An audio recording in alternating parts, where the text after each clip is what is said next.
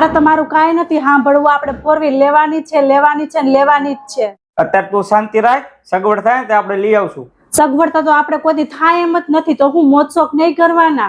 સારું એક કામ કરવી, મારી પાસે થોડાક પૈસા પડ્યા છે અને કોનાનો ચેન પડ્યો છે, એ વેચી નાખવી અને જો પૈસા થોડાક ઘટે એની લોન કરાવી નાખશું. આપણે આજ જ ગાડી લઈ આવી.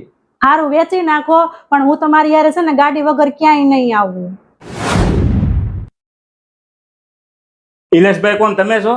બોલો ને, હું જ છું ઇલેશભાઈ. શું કામ છે? હું બેંક માંથી આવું છું. તમારા 3 મહિના 3 હપ્તા બાઉન્સ થઈ ગયા છે, એ લેવા આવ્યો છું. ભાઈ અત્યારે હું થોડીક તકલીફમાં છું. અત્યારે મારી પાસે પૈસા નથી, પૈસા આવે ને એટલે 3 મહિના નેકાર ભરી દઈશ. હું ભરી દઈ. લોન ભરવાની તેવડ ન હોય તો ગાડીઓ લોન ઉપર ન લેતા હોય તો? એ ભાઈ ઈ કહે છે તો ખરી, હપ્તા ભરી દેવું તો એટલી બધી બોલવાની શું જરૂર છે? એ બેન, બોલવામાં ધ્યાન રાખો. હપ્તા ભરવાની તેવડ નથી ને પાછા પાવર કરો છો. જો ભાઈ, હું અત્યારે ગાડી જમામાં લઈ જાઉં છું, પછી તમે હપ્તા ભરીને ગાડી છોડાવી દેજો. ભાઈ તમે એવું નહીં કરતા, ફોર વ્હીલ જમા કરાવી દેશો તો સમાજમાં અને સોસાયટીમાં મારી ઇજ્જત શું રહી છે? અરે મોટા ભાઈ, આવું પેલા વિચારાય. લોન ભરવાની કેપેસિટી ન હોય ને તો લોન લેવાય જ નહીં.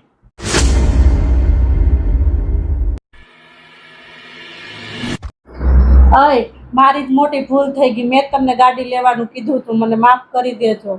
હવે તને ખબર પડી ને કે આપણે જેટલી આવક હોય ને એ પ્રમાણે જ વસ્તુ લેવાય, એટલે પાછળથી જિંદગીમાં તકલીફ ન પડે. હવે હું આવી જીત ક્યારેય નહીં કરું. તો મિત્રો, અમારો વિડીયો તમને કેવો લાગ્યો? સારો લાગ્યો હોય તો કોમેન્ટ કરીને જણાવજો અને અમારી ચેનલને ફોલો કરો, લાઈક કરો અને શેર કરો.